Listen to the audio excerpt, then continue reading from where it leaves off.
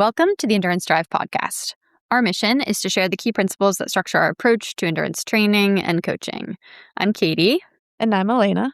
Hey, Elena. It is springtime in Boston, though I don't know if I can even say that because I'm looking ahead to the forecast for next week and we're back to winter. So I'm enjoying today, which is sunny, but I don't know how long it's going to last. How are you doing in Salt Lake City? Yeah, well, I feel like it's been spring for most of the winter. So we are still having full spring weather, which has been nice. And also it was daylight savings time recently, which I don't know how people feel about it. I kind of hate losing the hour of sleep. However, having the light out in the evening is kind of I was totally not used to it. It makes me feel weird making dinner and it's still bright outside. So hopefully that gives a little bit of boost to people's mental morale. But glad it's had some nice weather on the East Coast. I heard it was horrible this winter, but yeah, maybe not that long lived. We'll see. We will see. Yeah. And it has timed very well with my return to the outside world postpartum, which is feeling pretty good. But that is not actually the topic of today. We've talked a lot about postpartum today.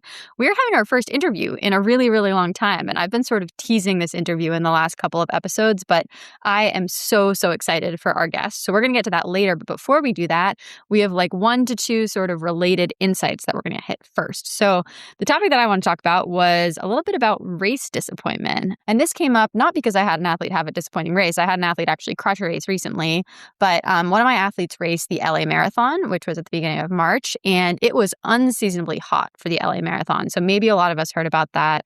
And it was so hot that actually there was this new policy that the race officials rolled out a few days before where they said you can actually quit at mile 18 and receive your medal if you want because it's going to be that hot. And they were forecasting that level of issues managing the heat. So I thought that was just really interesting from a data point. I haven't heard anything about that before. But anyway, I had an athlete do this race. She had a really incredible training cycle. She absolutely crushed her whole prep. And she really crushed the race all the way up into, I would say, mile 18 to 20 in terms of pacing. But then she felt like the pace kind of fell off and she ended up just a little bit disappointed with how that panned out. So it led to this conversation that's not specific to this athlete at all, but it's a conversation that I have with athletes a lot about race disappointment. And as I was thinking more about that, I think it's really hard when, we've put in all this work and we think that we control the controllables and something happens that makes it such that you don't have the day that you wanted. But something that I would encourage people who are feeling disappointed about a race outcome to do is think about whether you are disappointed in yourself, did you do something wrong? Or are you just disappointed in conditions that made it hard to execute on the fitness that you had? So in this case, there was nothing that we could do to control the fact that it was unseasonably hot and there was not a lot of good way to heat train or really prep from that because it was so different from what we would usually expect for this weather. And of course, she did an amazing job doing all the things that you can control during the race in terms of dump cold water on yourself and hold ice and all this stuff. But at the end of the day, there's going to be a major difference between racing in 40 degrees and 80 degrees. And so we talked about how it's okay to be disappointed in that weather situation or these conditions that made it hard to sort of express all of the fitness that she had at the very, very end of this race. But I would encourage people to just not feel that disappointment in yourself, especially because, to bring it back to our best friend, Brene Brown, it sometimes gets wrapped up in shame. I think of I have shame about this. And this is something that I've certainly even felt in races. But just if you can zoom out and say, you know what, I controlled everything that I could and I did the best that I could in the conditions that there were, I think that's maybe a helpful mental reframe. And that being said, too, I think you should let yourself feel all of the emotions around a race. I'm never telling people you did so great, actually, it's totally fine. You should totally feel sad if you feel sad about it. But drilling down into am I feeling sad or mad at myself or is it about those conditions, I think can kind of help just separate yourself from the experience. Yeah, no, I really love this. And I mean, first off, LA Marathon, who saw that finish? It was crazy. This guy, sprinting to the end, had a point, I think it was 100th of a second in winning this marathon. And I think the winner, or the guy who got second, went off course. I mean, all these off course things recently, but he went off course briefly for maybe 5 strides. But at that point, you're so tired. He's been out there in the heat all day and it was maybe just enough. So it was very dramatic regardless. But I totally relate to this feeling. I've definitely had this feeling before. I think of New York Marathon in 2022. It was unseasonably hot and I had a very similar experience with that. I think what this made me realize when you were talking about this was that I totally agree with how you're thinking about the disappointment after the fact and how you're separating from the controllables and the conditions. I also think a huge part of that is actually in your mental prep of how you prepare as well. So what is your plan and can you feel proud because you executed your plan exactly as you wanted to, despite the conditions that you did those controllables, and that already sets you up for a better outcome in a mental race disappointment. Because I think sometimes, and I've talked to several athletes about this in the mental prep phase, people can struggle within the race to handle the disappointment that's growing in that moment. Oh, oh, I'm falling off my pace. Oh, I'm not where I thought I would be. And having that preparation ahead of time to be clear on what your ABC goals are, what your roll down is, what you want to control, how you want to be able to respond, and making it about how you do respond in those moments can just already give you something to ground on that when you finish, you've already fought off that disappointment. It's almost like an extra mental boost. So yeah, I'm totally agree with you, Katie. I think it's very natural to feel all the feels. I totally remember being upset in New York and going through that too and being like, oh, I just completely fell off pace, like nowhere near where I wanted. Then I reframed it as like, everything I learned about that race, and I didn't stick to my plan entirely where I knew my heart rate was climbing because of the heat and I didn't pull back, and that helped me be that much more in tune with my body so that the next time I ran a marathon, I could gauge exactly what effort to put out, and it went really, really well. So totally agree with this. I also think this made me think of not just in the race setting, but I've seen this recently in workouts as we're starting to build workouts in this season. I think people are going into big workouts with big expectations. And then also, as we know, not all workouts will go to plan. And sometimes, especially bigger ones, you can hype up or even get nervous about all week and then get into it and be like, I feel so horrible. It's just so bad. And I really, first off, I just want to give empathy to people in those moments. We've all been there. It sucks, especially when you put in a lot of preparation to that workout, bringing in like the right fuel and the right hydration. And maybe you drive over to the right place you want to do it. And then you start and you're like, this is horrible. And a couple things I want to say about that. First is that's kind of the point in training sometimes. Not every workout is going to go well. We say that often. It's the rule of thirds. And also, you're in the middle. You're not tapering. You're not optimizing everything. You're in the middle of a training cycle. You're balancing a whole bunch of things. That fatigue is going to build. And sometimes we don't know where that line is. And that's the information that we're getting. So when you have that workout that's horrible, like recognize that feeling, but then also be like, what is the information I learned from that? Am I just too tired right now? Was I not feeling enough this week? All of these are very reasonable. And it's like maybe a sign to take a little bit of a step back and let all that training settle and adapt in your body and then trust yourself to have better workouts down the road. And then with handling that disappointment, I also think that's another mental reframe thing of how can I practice the controllables and how can I practice the mental flexibility that I need to have, starting to do some of that mental prep even when you go into a workout such that you can handle that in the right way in the moment, which will also help you bounce back in the middle of races and after races as well. So it's all just practice. And believe me, we all have really horrible workouts. Don't be too hard on yourself for it. Yeah, this is great. And I think this also speaks to defining your A, B, and C goals as well as your non-negotiables really, really clearly. So with this athlete, we talked about how, yeah, she had an A goal related to pacing and she was totally on pace for that for probably the first 18, 20 miles. And then she had to shift to my goal is just to finish, right? Because it was so hot. And she'd already even passed the threshold where you could still get a medal and like, quote, complete the LA marathon. That's super tempting, I'm sure, when you're feeling terrible at mile 18. It's not like you're deciding to take your pace down because you want to. It's, you're feeling pretty rough at that point. So being proud of yourself for saying, yeah, the conditions created a situation in which I needed to roll down from A to B or B to C, whatever that is, but still doing that and still finishing that, I think is really, really impressive and is something that you take to your next race, not saying, hey, this didn't go well, but hey, I wasn't a quitter. I stayed out there and I knew it was a non-negotiable for me unless there was some catastrophic health issue that came up for me to finish this.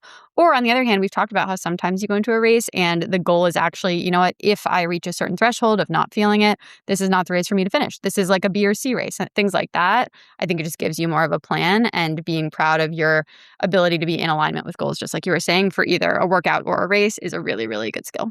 I very much agree. It's all about having the goals and being in alignment with that in your plan. And then I think if that's the case, it's really, really hard to actually genuinely feel that bad about yourself. But I think it's when we focus about only the outcome that we can get caught up in the disappointment even more so. So yeah, I think this is a really good point. But yeah, shout out to all the LA racers out there. It seemed, quite hot. And it was pretty fun to watch that finish, though. I haven't seen anything like that in a long time. Totally. We will link that video in the show notes. It was pretty wild.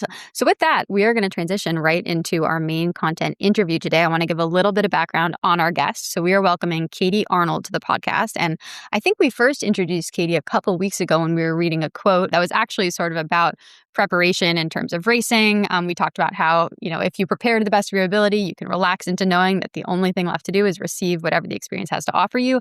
That's a theme that we talk about a lot, way less eloquently than Katie Arnold, but she is coming. So a little background on Katie. She is a competitive ultra runner. She is a writer, a journalist. She has 2 incredible books. I read one of them over the weekend. I'm halfway through the next one on audiobook, so that's been fantastic. And she writes about a lot of things. She writes about flow state, creativity. She talks about running, but she talks about life, parenting, pretty much everything in between. So we have a lot of questions to ask her today. We're probably just going to end up riffing on some of those broader topics, but we are so excited for Katie to join us. And with that, we will transition to the interview.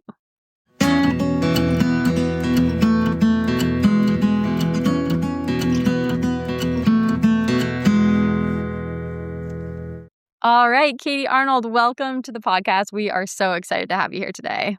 Thank you, Katie. I'm really excited to be here too. Awesome. Well, we always start with the same question for our guests, which is to tell us your story. And I will say, I mean, you have a very, very long and extensive story. You have so many stories, and part of what you were so good at is sort of articulating your stories. But maybe just give us like the elevator pitch of your background as an athlete and writer and how you brought those things together to where you are right now. Yeah, okay.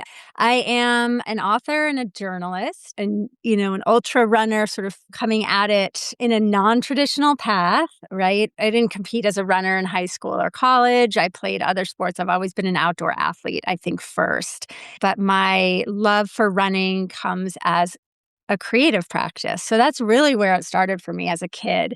I grew up in New Jersey in the suburbs, right? No big wilderness, but turns out you don't need it because what I learned early is when you move your body, you move your mind. And so very early on, I realized that running in the way that a kid runs, right? You just run around the neighborhood. I rode my bike a ton. That when I was doing those things, I made up these very elaborate stories in my head. So I learned early that there's this conduit between movement and creativity. So running then became part of my creative practice, really. And I ran a lot, but just sort of in a private way. Like I like to think of running as this thing I did, like a private activity. And then, I moved out west after college and I lived in Santa Fe, New Mexico, where I've been since I was 23. And I've always been super active. And so I started running up, there's a mountain here, and I would run up it like a lot of days a week. And again, it was part of how I wrote. So I moved out to Santa Fe as an editor and a writer at Outside Magazine. And I would just go for a run. And it was like, as I ran, you probably have this experience, like your thoughts sort of like settle and you get out of your discursive thinking and you sort of get to what's really true inside of you. And so these revelations would come up or like a new way of thinking about a story I had written. And so I ran that way for many years. And then just after I had my second daughter, my father got sick and he ended up dying quite quickly from cancer. And my grief response was that I became convinced that I was dying. And the only thing that really helped me feel like I wasn't was running long distances. So I took my running up a level, again, just out of survival, and started running to sort of heal my grief, and then got into ultra running and found a lot of success there as an ultra runner, but coming up from a, not a very traditional path. Like I never had a training plan. I didn't have a coach. I ran for, the creativity of it and also the joy and for a little while, like the healing. And then I found a lot, like I said, I was really successful at ultra distances. And then I had this hinge moment where I broke my leg in the wilderness and doctors told me I would never run again. And anyway, I had to learn how to train my mind to heal my body. Wow, I love so many parts of that. You speak so eloquently. It's almost like you're writing as you're speaking too, which is wonderful. No, I think a lot resonates there. And one thing that stood out to me as you were just describing that is you can almost see how running takes on so many different forms throughout different parts of your life. And I'm kind of curious now, a couple questions maybe we can kind of riff into a little bit, but where you're at with it now, how you relate to it now in this phase of life, and also if there were any moments along the way where you were like, this is no longer resonating with me in the way that I wanted to. I need to change it a little bit for myself. Like, what were those signs in yourself? Yeah, those are great questions. So I think I'm always, because I've had such a lifelong relationship with running, I'm always really attuned to sort of where it's fitting and if it's in sort of right proportion in my life. And by that, I mean, like, it's not taking over everything. It's not overwhelming my writing life, right? And so the two have always had to stay in balance, right? Because for the longest time, running really served my writing. It was how I got to the page. It was how I sort of came to my most creative thoughts. And then, my father died and I had to do more running just in order to sort of stay whole in myself. And then I learned, I've discovered that I always knew I was a good runner and a fast runner, but ultra distance really suited me. And so the more I got into it, the more I really had to be careful that I didn't go I think of it as very outward, like that I didn't go so outward into the performative nature of running and the sort of metrics of running, like how fast did you run? Like, were you on the podium? Because that would risk the writing, right? Like if it became such a performative, like measurement-based activity, I would lose the creative drive for it. And so I've been aware for the longest time that I had to keep those in check. And it's just an intuition, right? If you're like, oh, wait, now I'm just training so much that I don't have time to come to my desk. That's where running needs to sort of get back into its right place, if that makes sense. Yeah, that makes a lot of sense. And where does it fit for you right now? Like, you used it as a big ultra athlete for a long time. Are you still competing a lot? How do you think about running currently? I'm not competing right now. In fact, this year is the first year that I have not signed up for any ultra race. And you know what? It actually feels amazing. And I say that like now on the other side of probably like a 2 or 3 year sort of transitional phase where I think as runners, we all do this. We grip onto the thing that we love or the thing we need or the thing that we love and need. It's very conflated. But I have been in this period of transition partly. It's just time. Like I'm ready to sort of live a little bit more freely. And running is a great freedom to me. But when you're training, right? When you're training for an ultra or training for any kind of race and building up, like you do have these constraints. And so for me, I was ready to just like have no guardrails and just do exactly kind of what I'm moved to do.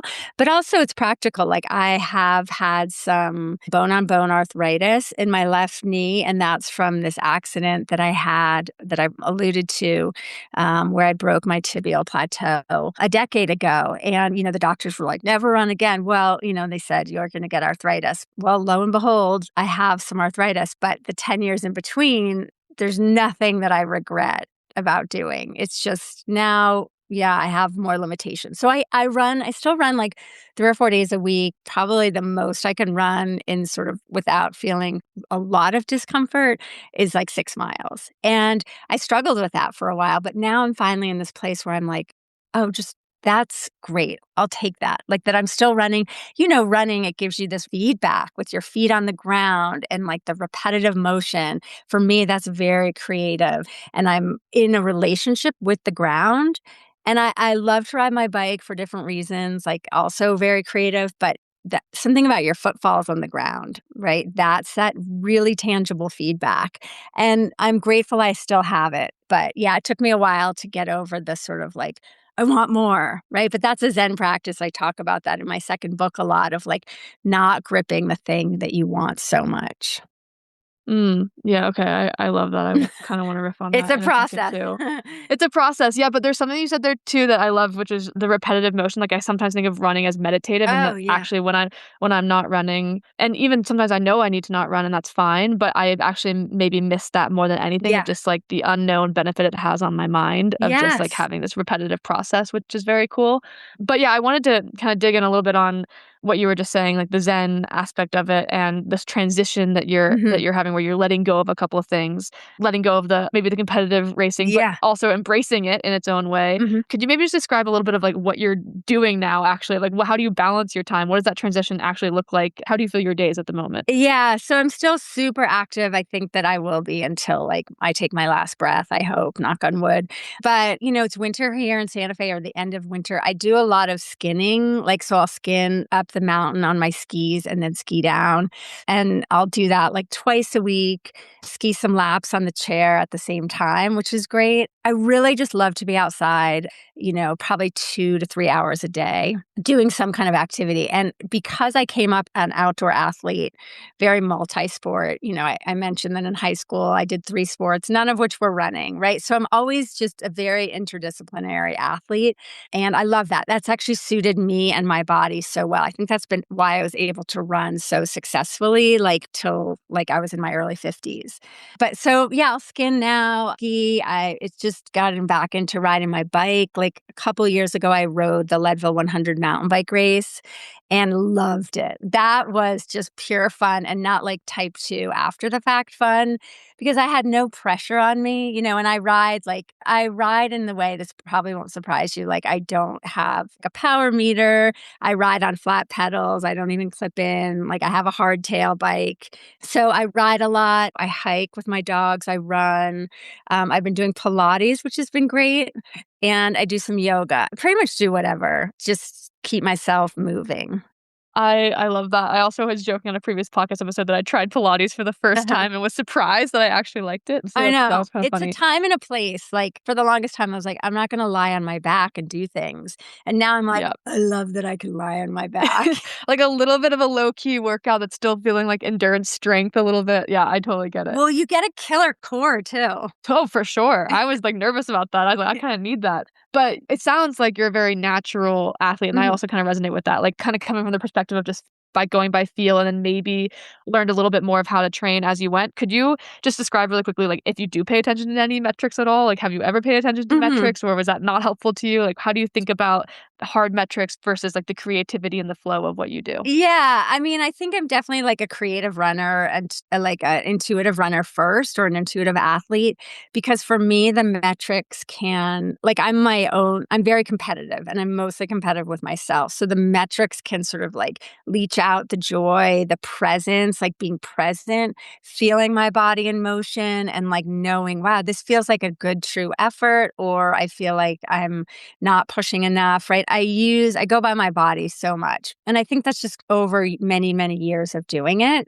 which isn't to say like metrics aren't beneficial. The times I use it are to get a sense for mileage, like when I'm leading up to a big race, for example, or for my mountain biking, for training for Leadville, like I knew I had this time limit and I had to do it in under 12 hours. And unlike in running, I was worried I was going to not make the cutoff. And so I would time myself to see what my pace was riding. And I did that leading up to some of my longer ultras, but I would just dip in. Like I would choose a few workouts. No, I wouldn't even call them workouts. I would choose a few runs, say leading up to when I ran the Leadville 100, and I would just check in with my pace.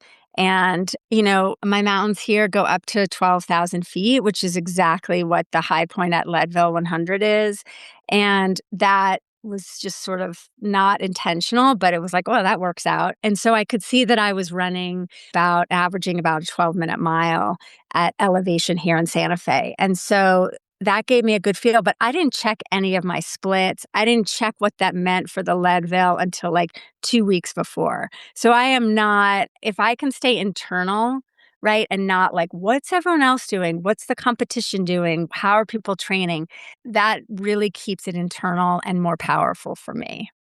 I love that so much. And can you speak a little bit more broadly to this idea of how you can go into big events and kind of take that pressure off? Because I think a lot of your writing talks about, Yeah. keeping it for you intrinsically motivated. But Yes. that's something that is hard to do when there's all this chatter, all Oh, this competition and external pressure. there's so much chatter, and there's more so now even than there was like 4 or 5 years ago when I was still really racing a lot.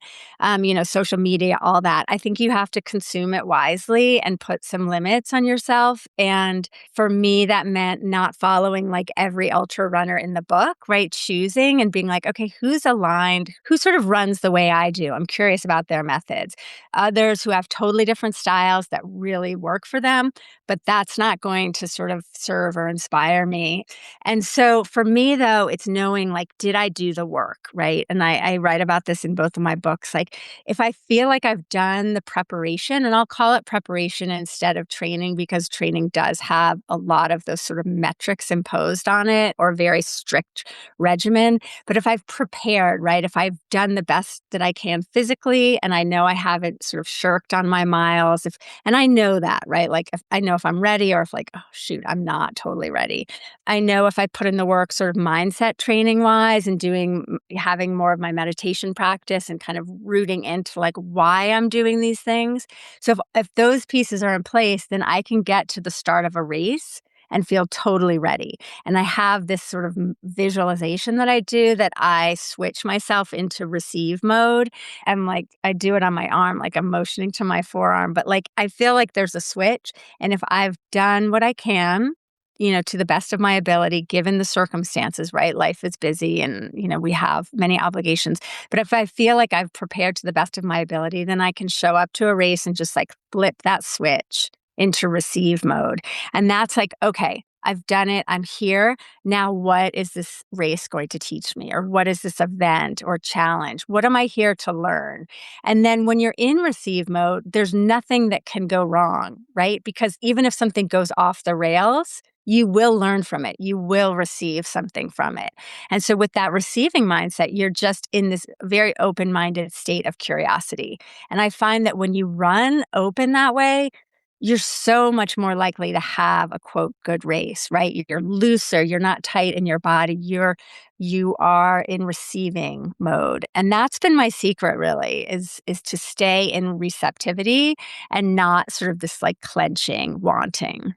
Yeah, no, that really resonates, and we've talked before about cultivating the right mindset or doing certain mental prep to kind of get Yes. yourself in that setting. I'm kind of curious to hear more from you about what that practice actually looks like. You mentioned like you have the meditation practice or some Zen thinking around it. For people that are kind of going like, well, I would like to think that I'm prepared, but like my brain's always telling me that I haven't done enough, or like I'm always like falling to that chatter. Like, how would you maybe coach them into starting to have more of that mental mindfulness practice or some of the exercises they can do to get there? That's a great question. So I really recommend having a writing practice, and you don't have to be a quote writer, right? Everyone can have a journaling practice that they do 5 minutes, say either after a run, like what did I learn?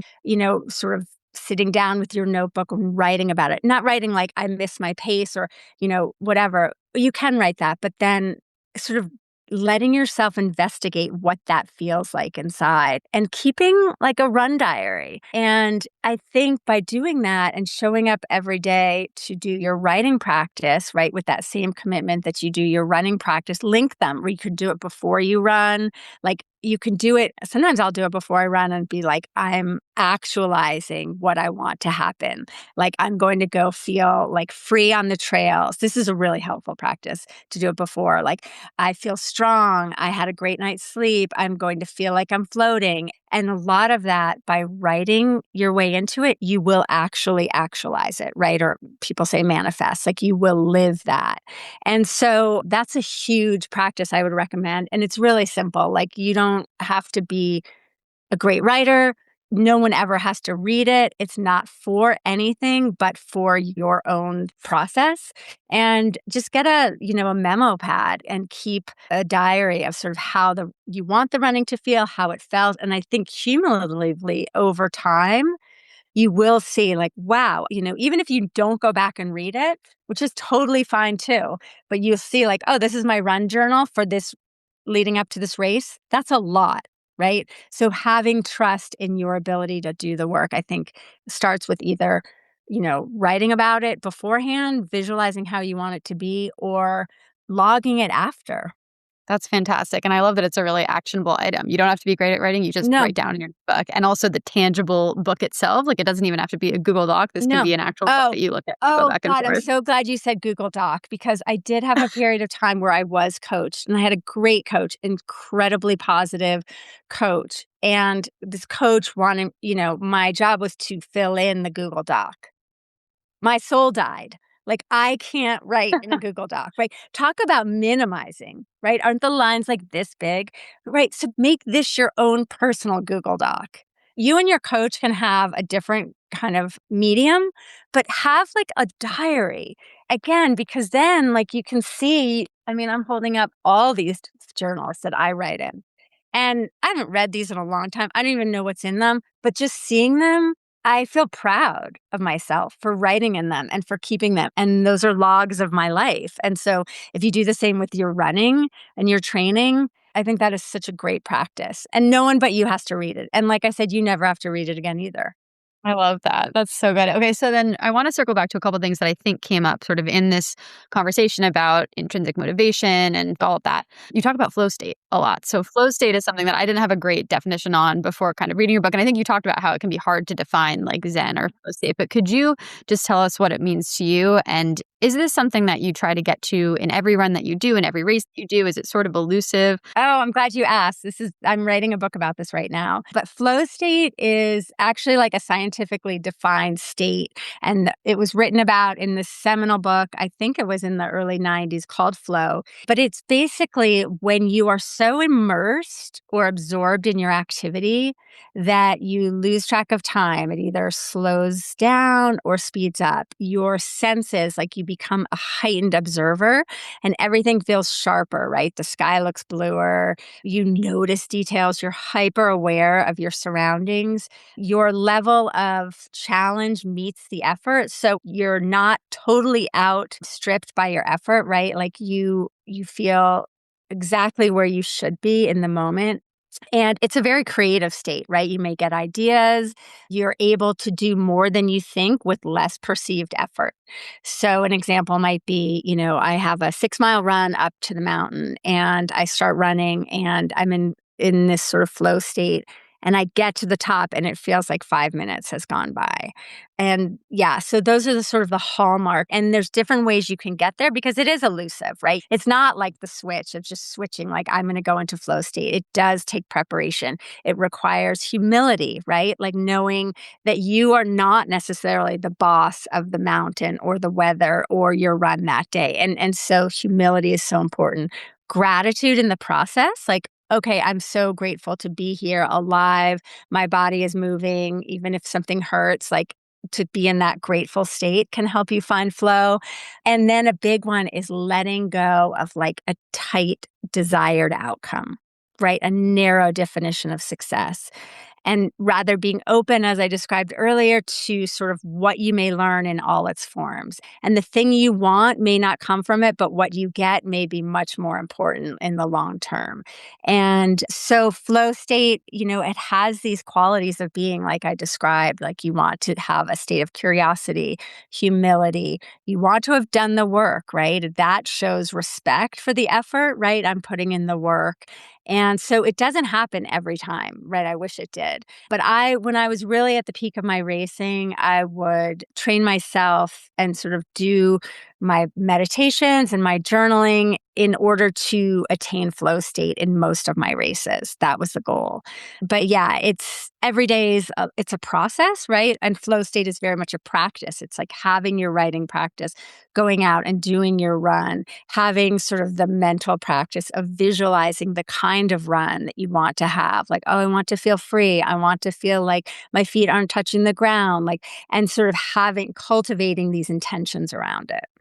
Yeah, I love that. That's really cool to think about how we can kind of attune ourselves to that better. And I think everyone can maybe think of moments when they've had flow state, and it might not be in sport. It could have been in like some other form of life as well. And maybe I'm just kind of curious to hear from you if you could just describe like a specific moment that you remember having flow state, one that stands out to you as like, this was a kind of a wake up call to me. This was such a cool experience, and it kind of like pointed me in a certain direction. My favorite example is when I ran the Leadville 100 trail run in 2018. And this was 2 years after I broke my leg and the doctors were like, you shouldn't ever run again. And I was, I had done my PT, I had healed, I had started running. I had really sort of deepened my Zen practice to sort of study those attributes of non-attachment, right? Not holding on to one result. And I felt like everything had come together, right? My physical training, my mental training. And so my goal for running the Leadville, well, number one was just to finish, right? And I talk about having no gaining idea. That's a Zen idea of like not attaching to an outcome. But I had no thought of winning the race. My goal really was to finish. And then my race plan was really to stay in flow state as long as possible. And I had felt that, all during my training, I had tasted flow. And so I was like, let me just stay in flow as long as I can. And when I come out of flow in the 100-mile race, I'm just going to hold on by my fingernails, just get through. Well, I ended up being in flow state for the whole race, which was just under 20 hours, which isn't to say it wasn't hard. It was difficult, right? But I was in that state of like gratitude for having a healed body, deep presence, like just where I am, not worrying, oh, people are like the first place runner, this woman is right ahead of you, go get her. And I was like, I'm just going to run right here where I am, stay in my body in the moment. And I ended up winning the race and having one of the fastest times in race history and just being in that deep flow for 19 hours and 53 minutes. That's incredible. And that I would direct all of our listeners to go and read your book and hear that story because I loved hearing it. I was like, I could not stop listening to that story. I think it's an incredible race story. I'm curious if you could talk a little bit about flow state also in our everyday lives. Is it something that for you comes up mostly in these races because you've put so much intentionality into it? Or are you at the point now where you can find it? Like, I think about a lot of our listeners are living in city. I live in Boston right now. Like, can I expect to find flow state on my 4-mile run around the Charles on a random Tuesday afternoon? Definitely. Flow is everywhere and all around us. And we actually are flow, right? Flow is within us. And so it's not something you have to go buy or, hack. It's in us. We just need to let it out. And the best way that we can let it out is to let go of the things we are gripping onto, right? That make us tight. Like, oh, I want to go run like a 6-minute mile, or I want this, or, even in our daily lives, like I want to, for me, I feel flow a lot when I'm writing, but I don't feel flow when I'm writing if I'm thinking like, I need to sell this book or I need to, right? If it's externally motivated, we're not going to tap into that inner flow state. And so it's letting go of the tight things we're gripping and just being open, being present in the moment. You can feel it walking outside in Boston and like seeing a beautiful day and having this deep appreciation for being here in this moment. You referenced my second book, which is called Brief Flashings in the Phenomenal World. And those are those moments that we just wake up and we're like, oh my God, we're alive and we're here. And it's this beautiful flashing moment of flow. And so we can find them anywhere. Like I take my dog for a walk a lot of times and I'm just in awe. Like you can walk and be looking at your phone or be distracted by your to-do list and you come home and you've seen nothing. You felt really nothing except sort of your thinking in your mind. But then you probably have those walks where you're just like a sponge and you notice things you've never noticed and they've been there this whole time, right? And that is that flow state of being alive and present in the moment and, not 10 steps ahead of ourselves. Yeah. Okay. I really like this too. And I want to ask you a question that I feel like we would ask like a Zen master, but you seem like a Zen master. So I'm curious your thoughts on this. But we definitely have a lot of listeners, and I think you would also maybe agree with this, that a lot of endurance athletes can tend to be pretty type 1. Yeah. Like we want to plan a lot of things. We are trying to maximize what we're doing in our lives. Families are busy, jobs are busy. We're trying to hit our training. Things are very like planned out. And there's goals associated with that. I'm kind of curious how you think about balancing the non-attachment of wanting things, of like connecting to wanting things while also having goals that we obviously want or things that we're trying to do for our families, for our jobs, for our lives, etc. That's a great question. So I'm a very ambitious person and I am a very Zen oriented person. So how do you reconcile the two? Totally great question. And the way you do it is having a goal, an intention, an aspiration, whatever your word is, a dream, and having it out there and holding it loosely. Like I'm cupping my hands right now. If reader or listeners can't see me, but I'm holding my hands loosely together. So that is your dream, your goal, your ambition, and it's out there, right? And that's very human nature to want that. And it's good to have those things, right? And then, so you have that in front of you. You're not strangling it. You're not like crushing it in your hands. You're holding it loosely. And then in each moment, you make full effort. True effort in Zen, it's called right effort. You make your complete effort for that goal in each moment, right? And so it's both and. You have this forward-thinking goal out in front of you, but then you're hyper present each day. You're like, okay, I'm going to show up each mile. I'm running this mile, right? And that's in service of the goal, but you're not starting with like, I'm going to win the race. You have to start in your present moment working toward it versus letting that goal shape everything you do. Because you can feel that in your body, right? It's tight. If you go out and you're like, oh my God, I've got this marathon in 6 weeks and I have to run this versus you go out and like, today I want to feel free, light, fast, attuned, whatever your words are, you start there and that will get you to the goal. You're not chasing the goal. Like I think of it as being pulled toward it. That's fantastic. And I think that's, again, it's actionable things that we can do to kind of achieve this state. I'm curious if you could talk a little bit, because I think this might be related, about these broad stories that we tell ourselves. You mentioned this in both of your books, like how these stories can hold us back or bring us along. I think they probably are really related to this intrinsic versus extrinsic motivation. So maybe just riff a little bit on that broader idea of those stories. Yeah, stories are so, I mean, because I'm a writer and a storyteller by nature, I think a lot about stories, but we all tell stories. Every one of us is a storyteller. We tell ourselves stories, we tell other people's stories, and stories are so powerful in sort of how we shape what's possible for ourselves. And I'll just give you an example. After I broke my leg and, I was told I shouldn't run, and then I began my healing process. I went to a physical therapist, and I write about this in brief flashings, but I went to a physical therapist and, he was very well-intentioned, but as he was working on me, this is like probably my first appointment post-op, just trying to get a little bit of mobility. And as his hands were on my leg, he was like, God, I just can't run. Running is so bad, so hard on your body. And I can't run. And I literally just said, stop. And I said, if you believe that, like if you believe that running hurts your body and is harmful, like you can't heal me with that mindset. And, that was not premeditated. That was an internal, like intuitive moment for me of like, there's a disconnect. And that started this sort of understanding of how powerful the stories are that either other people tell us, right? People love to say like, oh, running's so bad, blah, blah, blah, blah. And I knew for a fact that running had healed me during, the grief over my father. Running had healed me. So I knew that running was not harmful for my body, that it actually was a healing force. And so I spoke up on my, and I spoke to him and I told him, and I ended up getting a different PT. But what that did for me was see that I had to be really careful about how I spoke to myself about my healing process. And I'm sure, many of your listeners have either been in a position of healing or had to heal, not been able to run. And my biggest advice is talk to yourself, in such a way that you are healing now. And so again, this is where writing practice can really come in handy. In my notebook, I wrote how scared I was that I wasn't going to heal.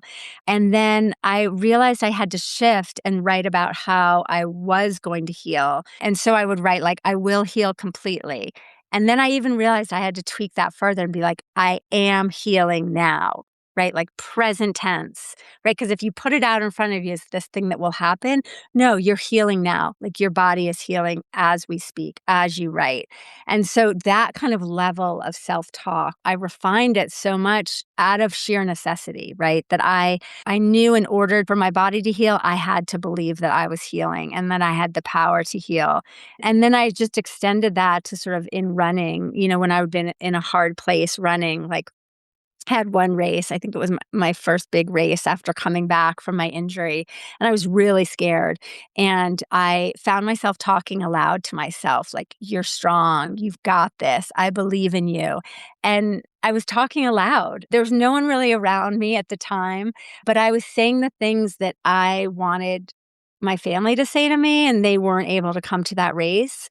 So I was sort of being that person for myself. And then I realized that those are the things that we all need to say to ourselves all the time. Like, I love you. I'm so proud of you. And I've since used that in other races and like, you're doing great. And I just remember one race in Moab. It was winter and it was icy. And this guy that I knew from the Leadville was nearby. And we were sort of running together on this slick rock. And I was like, you're doing great. And, I believe in you. And he looked at me and he's like, do I look that bad? Like, he thought that I was talking to him. And I was like, no, I'm talking to myself. And it's powerful. It's powerful to say it internally. It's powerful to say it out loud. It's really powerful to write it. Use your notebooks for self-talk, And, in the beginning, it might feel cheesy. Like, why am I really talking to myself that way? But it's so powerful. Like, our bodies hear that. I love that. Yeah, it really resonates because I feel like I used a lot of that healing for myself for like a year. And I remember I had to learn out of necessity also to finish a run and then just sit there for 5 minutes and like thank my body and like talk myself through like, oh, we are healing. Like, even though it didn't feel great, it's like it's on the right path, which I really appreciate you also sharing that. And it I mean, you talk a lot about the healing power, I think, of endurance sports in particular. And I'm curious hearing that. It's like there's so much of this mental side of things, of the mental self-talk and all this. What is it, do you think, about endurance sports that you find healing? Is it that it gives us a space to have this mental self-talk, or is there other parts of it that you also find very healing? I mean, I think it gives you the space, but I think it gives you the opportunity to learn how to sit with uncertainty and discomfort and to stay with those things, right? Those are such important lessons in life. Like everything is uncertain. And that's what, losing my father taught me, is that none of us know what's going to happen next. We sort of pretend, we fool ourselves into thinking that we do know, right? We get lulled into that certainty, right? We live in a culture where certainty is valued. Like, I'm going to give you the 5 steps to this. In my 5-year plan is this, right? But the truth is, we're all living, and that's where Zen comes in. Like, we are living in a state of everything is impermanent. Like, nothing ever stays the same.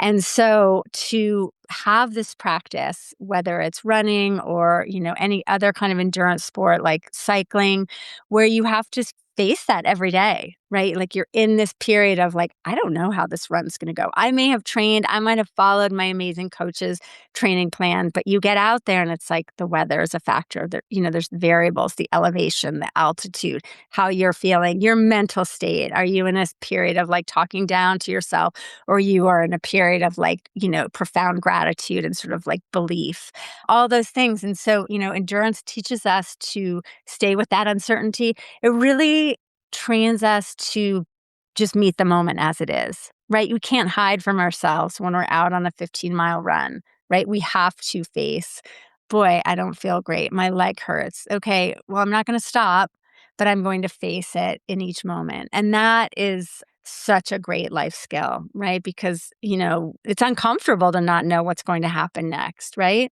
It's uncomfortable to feel discomfort in our bodies, but to stay with it. And I don't mean like running through like, incredible injury, but we learn that we're stronger than we think we are. Yeah, I think we talk so much about all these life lessons that we get from endurance sports. It's so much more than the running, and it's also running's just a vehicle for it. I mean, honestly. Exactly. Yeah, it really is. I wanted to shift gears just a little bit and ask you a question that we ask. We have a lot of people on the podcast that do a lot of different things. You are one of them. You do such a good job of finding flow and not necessarily over structuring everything. And yet, you write lots of books. You have 2 daughters. You win big races. You run. Yeah. Could you talk to us a little bit about balancing all those things? And something we specifically ask people is, do you think balance is bullshit? Or do you think there's actually some way to find balance in our lives at different times? And maybe especially thinking too, when you were competing a lot and had young kids, I think we have a lot of listeners who are sort of in that mode trying to figure out how to balance that with family and career and everything in between. So I'd love to hear your thoughts on it. Yeah. Okay. I love that you posed the question like, is balance legit or is it BS? And I was going to be like, yeah, you can have balance. And I do think you can, but I think part of having balance is like you might feel balance in the moment, but then if you sort of pan back and you were like, wow, other things were out of balance, like maybe, when my kids were a lot younger and I was training a ton, what was out of balance was how much time I was able to spend with my partner, my husband, right? Because you're on this credible tag team. Like, you're it, you go do your run. No, you go, and I think it's okay, to recognize that there are these big pieces. And like, if it's part of a wheel, like some parts of the wheel might be getting like a little, or a pie graph, like there might be parts of the pie that are getting less attention at any one time. But your days can feel balanced in that you can feel like, okay, I'm doing my work and I'm getting my run in and I'm here for my kids. But then sort of big picture, like things come back into balance. Like now I'm having this time with my husband. My girls are teenagers. They need us a lot less, like in the practical ways, a lot more emotionally, right? That's a different kind of need, a different kind of role as a mother. But now I'm spending a ton more time with my husband. And so I think having that feeling or that trust that everything sort of shakes out, comes out in the wash a little bit, and to recognize you have these seasons of your life. And, when I was really running a lot, it was like my body said, go. my body was like, yes. And I think if you're getting that message from your body and you're not hurt and you're feeling strong, it's like, don't put that in the bank for a later time. Like, enjoy it because there's seasons and everything shifts and changes. And it's sort of like, I don't know what just hit me, but like feeling like, if you have kids and your toddler's sleeping and you come home, or like the toddler's playing happily, don't interrupt the toddler, right? Like, go do, so it's like everything's clicking with your running, just flow with that. Because you will get signals other times like, oh, now it's time, to focus more on my writing, or, and all these signals are happening, right? We just have to pay attention. And that's how our inner knowing, our intuition helps us versus just following what everyone else is doing. You miss those signals. You're like, oh, I should just be doing all my running.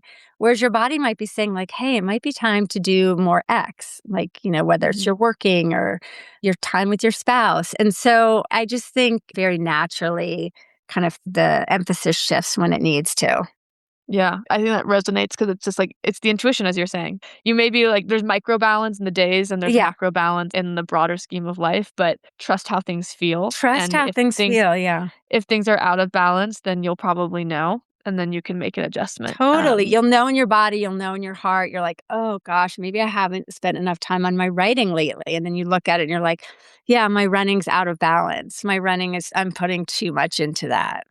Yeah, makes sense. Okay, so one question on that then, for the more type A people then, is there anything in that intuition process or in those moments, or even if you can think back to like the early phases of balancing kids and running, of just like systems or habits or just practices with your husband that were just like tactical that helped you either to be in tune with that balance or to make that balance happen? Yeah, that's a great question. So my main thing that I did was that if there were things that I could do when my children were awake, I did them then. So like, for example, running, I couldn't do when I was, taking care of my kids. And so, but let me try to give a better example, like dishes. I would not do the dishes when my children were either with the babysitter or at school. I would run or I would write. I would do those things when I had time to do them. And then when my children were home, I would do all the things I couldn't do, so like I would do the dishes. So in other words, like clump the things. And if you're by yourself and if you have time to yourself, do your run, get your workout out in, do your work. So be comfortable leaving dishes in the sink is what I'm trying to say. Or whatever your job at home is versus your partner. So like if my husband does all the cooking. I do all the laundries, but I would not do the laundry when my children were at school. Does that make sense? I would do my writing or my running. Yeah, I mean, that makes a lot of sense. It's funny. I have a 6-week-old at home right now. Oh my so gosh.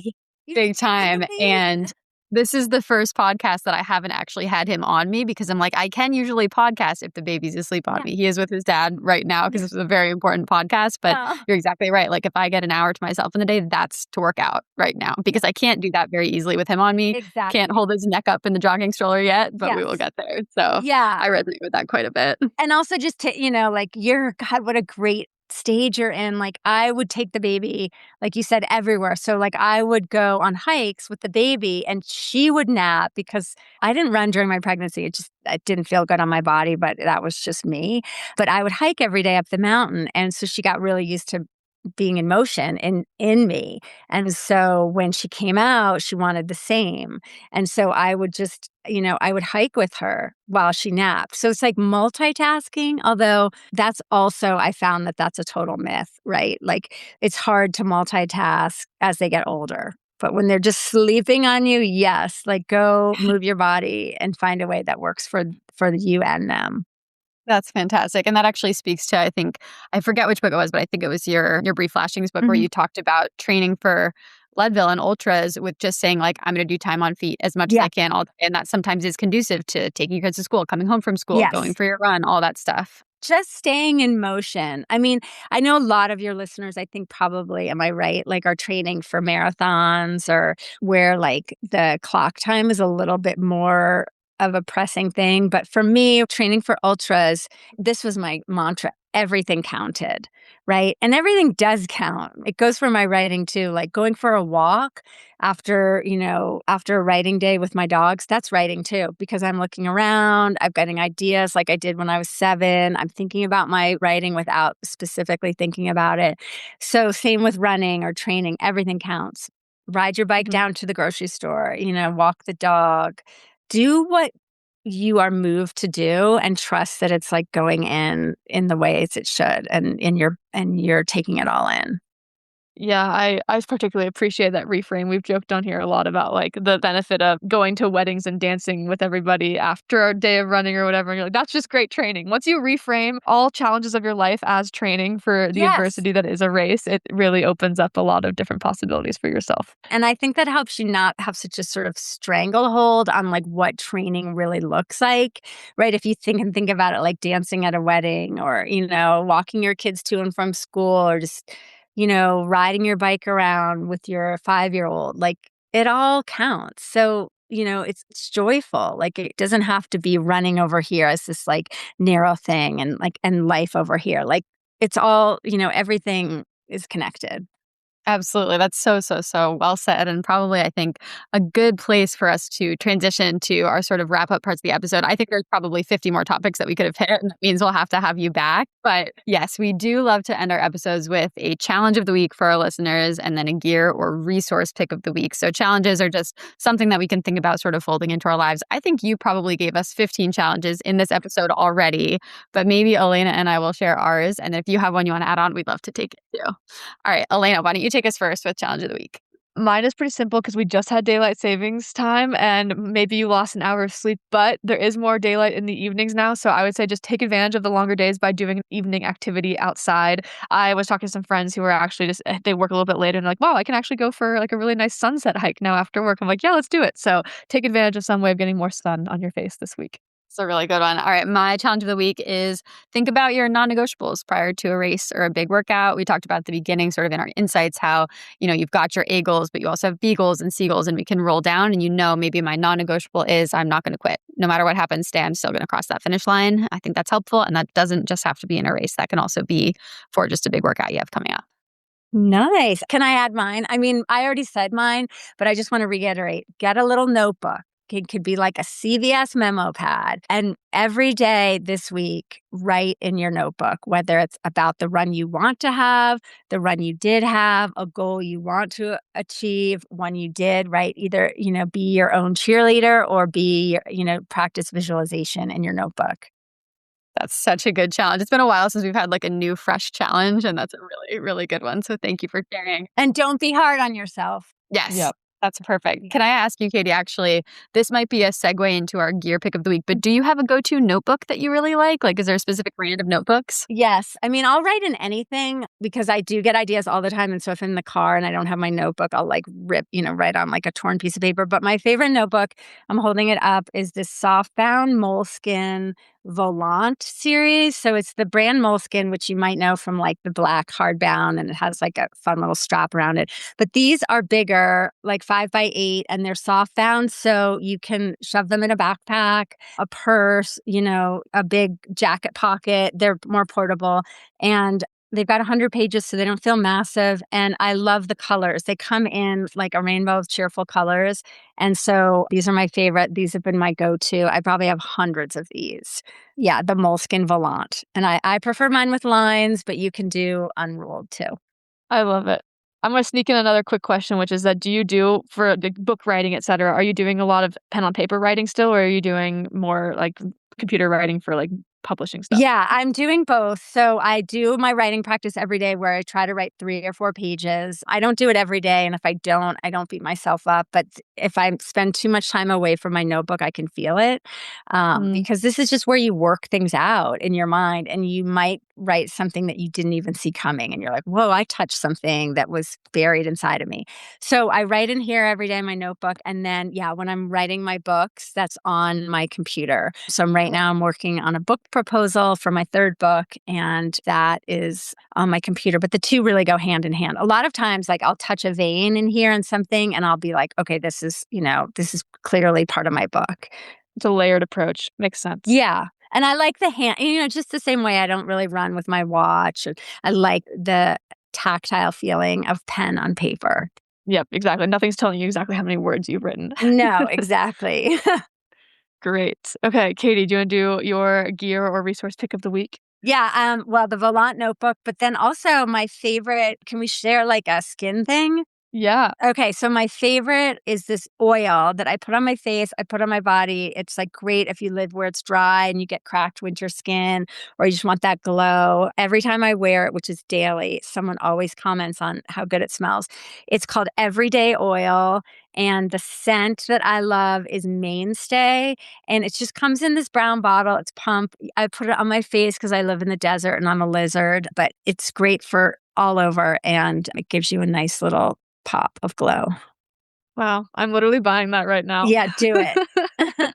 I live in Salt Lake and yes, it's dry and Yes. I need help. I don't usually know what to do for skin stuff. I always ask everyone for Rex, and so this is very helpful. Thank you. You're welcome. All right, Katie, other Katie, your gear pick of the week. So my gear pick of the week, I have spent more time inside at home in the last 6 weeks with having a baby, but I got myself some new slippers that are awesome. There's a brand called, I think it's Glare-Ups. They're like a wool slipper. There was a cool review on Outside Magazine. So they maybe are an endurance piece, but if you're tired after all your training, you should slip on these slippers. And they've also been good for carrying a baby up and down the stairs, being extra safe with all of that so we don't have sock feet. Love it. Love it. Okay. Great. Mine is simple because, well, we've gotten a little bit more sun. It's been sunny kind of all winter, but now it's actually warm sun. So I've been more intentional with the sunscreen. And I got this brand SVR Sunsecure. It's French, so it might be hard to find in the US. So if anyone is lucky enough to go to Europe, definitely look in the stores over there, but they do ship it here apparently. But they give it to me actually at UTMB. And I think they were doing like a sunscreen awareness thing. And so it was a free sample. And I love it so much. It's like very matte. It goes on very easy. It's been a really nice sunscreen to have on my face because I'm also very particular and I don't love the feeling of having like, I don't know, oily sunscreen on my face. And so I've been a fan. So if anyone's looking for a good face sunscreen, that one is pretty great right now for me. Awesome. Well, Katie, thank you so much for joining us. This was awesome. And I think I came out with a lot of answers, but also like 50 questions to ask you on the next time we have you on the podcast. I'm happy to come back. Thank you both so much. You asked such great questions, and it's always very illuminating, right, to think about my own process when I share it with others. So teaching is learning, and I'm grateful to you both. Thank you. I feel like we should plug that you do these camps that sound like amazing too. Maybe you could share that really quickly for our listeners if anyone's interested. I'm so glad you asked. I do offer flow camps and I run them about twice a year, always in the fall at this great mountain hut in Colorado above Telluride. And I call them flow camps because we are practicing together these really pleasurable, simple practices that cultivate flow, right? So it's making something, writing something, it's being outside in nature, in movement, it's stillness, and it's silence. So it's some kind of sitting meditation, and it's community and solitude, right? Having time alone so we can hear our own inmost thoughts. And we gather for about 4 days and we practice all these things together. So we spend our mornings out on the trails, running or moving. We write together. We have meditation. I have an amazing yoga teacher who comes. It's such a special time because really flow is also a communal thing, right? So I basically just create the container for these camps and then we fill it with everyone's flow. And it's magic. Every time is different and you come away just lighter with more clarity and more energy. Yeah. So you can go on my website, katiearnold.net, and find out more about those. Awesome. Thank you so much. Yeah. And we will put a link to that website in the show notes. You should definitely check out Katie's other writing, read the books, read the article. It's all been really, really exciting for us. And once I don't have a baby at home, I feel like Flow Camp is very high on my bucket list. So. Yes. And Yeah. I will say too that I write a weekly Substack where I share, it's called Work in Process. So it relates to anything, whether it's training, mothering, writing, parenting, working. It's all about the process. So, right, and that's really what we've been talking about today. And flow is when you focus on the process, not the product, right? You are in that present moment flow state. And that you can find that on Substack. It's just my name and then it's Work in Process and it's free. You can also, contribute a little to, human writers like myself in this age of AI. But I share a lot there about sort of all things process oriented and creative tips. I love it. Yeah, it's really, I mean, I can speak to it. It's wonderful. So everyone should definitely check that out. And yes, power to the human writers. I think human writing is still, it's obvious when you see very good writing, and AI can never replicate that. So hopefully people will continue to seek that out in the future because it really stands out. Thank you, Alina. Awesome. Well, thank you again so much for joining us, Katie. And thank you to our listeners for being here. If it's your first time, please consider dropping us a rating or review or hitting follow. That's really, really helpful for us. And thank you again to Katie. Thank you so much.